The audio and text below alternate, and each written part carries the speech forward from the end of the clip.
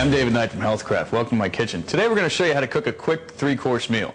We're going to fry chicken without grease, we're going to cook vegetables without water, we're even going to bake a cake for you without an oven. Let's get started. We're going to start off with the vegetables. Right here we've got a 1-quart saucepan. Clean, dry pan. What we're going to do is we're going to start off with some fresh carrots. Along with the carrots we're going to do some corn on the cob, red, green cabbage, we're going to bake half potato, and we're going to cook some broccoli. Now, we're going to cook 5 different vegetables in this pan. There's not going to be any interchanging of colors, flavors, or anything like that. Now, when you're cooking fresh vegetables do have a tendency to dehydrate from packaging, harvesting, and shipping. So what you want to do before you cook these is you just want to rinse them with cold water. You're just going to pour the water on, and then you're going to pour the water right back off. See, just the moisture that clings to the vegetables is all you need to cook with. That's waterless cooking. You can do this in the pan or you can do it in the sink. It's up to you. Just make sure you rinse the vegetables properly, and whatever moisture clings to the vegetables is all you need to cook with. That's waterless cooking. Okay, we have the water rinsed off. We're going to put it over here on the stove. We're going to turn this to low. Now with this type of cookware, waterless and greaseless cookware, the cookware is 5 plies of metal, so it heats evenly. Heats evenly from the bottom, the sides, and the top down. So all you're going to need is a very low temperature at this cookware because it conducts heat very, very well. Some people may have a tendency to burn their vegetables or whatever they're cooking. If that's the case, just turn the pan down, or turn the flame down lower, and you shouldn't have that problem. Okay, next thing you need to know is on top of every one of the pans is a vent. You're going to open or close this vent depending on where you're cooking. Now we want to obviously keep the minerals and vitamins inside the pan. So close it, cover it. We're going to put it on the stove at low flame. Another important thing is you want to make sure that your pan is at least 3/4 of the way full. If you're not going to fill it at least 3/4 of the way full, make sure you put a couple tablespoons of water in the pan. It's kind of like too much eating a ballroom. It doesn't work. So 3/4 of the way full. Rinse it with water. Make sure the vent's closed and use a low temperature, and you shouldn't have any problems. Okay, let's move on to the cake. This is our small skillet. Now on the bottom of this skillet, I've prepped it with a little bit of cooking spray. We've used some brown sugar, some pineapples, and some maraschino cherries. With fish, meatloaf, or cake, you always want to start with a cold pan. If you're going to do chicken steaks and chops, you always want to start with a hot pan. We'll get with that in a second. Now, we're using half a box of cake mix here. Just going to pour the cake mix on. Just like that. Now you're going to use the same rule of thumb with the cake as you did with the vegetables.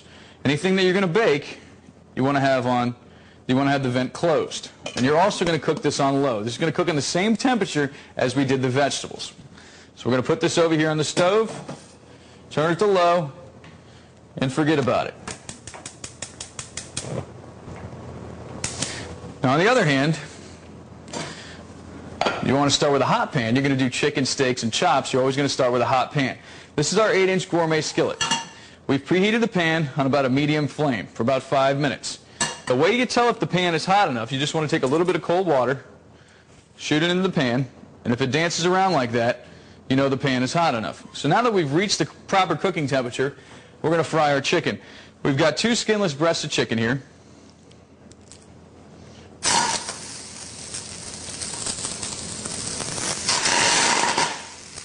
There we go. Now if you were to try that with any other pan, you'd probably end up with a big mess or a stuck chicken. Now this is going to happen. It's going to stick initially. When the chicken is finished cooking, it's going to release itself from the pan, and that's how you're going to know it's done. Now with the chicken, you want to have the vent open. So we're going to cover this, open the vent, that releases the steam. Otherwise you'd have to have the chicken like that with a lid ajar, then you get a big greasy mess to clean up afterwards, and you have odors throughout your house. So chicken, steaks, and chops, you always want to have the vent open. Vegetables, you want to have the vent closed. And if you're going to do cake, you want to have the vent closed as well. Now we're going to let this cook, and we'll come back and take it out of the pan in a minute. After 8 to 10 minutes, you should have a vapor seal. This is when the lid spins freely on a cushion of moisture. Once you've achieved that, you know you have the proper cooking temperature. If the lid is bouncing around and spitting moisture, that means the heat is too high, and you should just bump the heat down just a little bit. If you haven't achieved anything after 8 to 10 minutes, make sure to turn the heat just up a tad. All right, welcome back. It's been about 8 minutes. We're going to flip the chicken breasts over. Remember, if they're stuck to the pan, they're not ready to be flipped over yet. So if they're not ready, Don't force them. Just give them a little bit more time. There you go. We're going to let that cook for about 2 more minutes. Skinless breasts take about 10 minutes. If you're going to do one with the bone in, it's about 13 to 15 minutes depending on the size. So flip those over, let them brown up a little bit on the other side, leave the vent open. We're going to come back in 2 minutes and flip them out. All right, welcome back. Let's take a look at our meal. Here you see we have our skinless breast of chicken fried a beautiful crisp golden brown. Let's take a look at our vegetables. Take a look at the color of that broccoli. Piece of red cabbage. Green cabbage. There's your corn on the cob. Here's your half a baked potato. And then there's your fresh candied carrots. Let's take a look at our cake.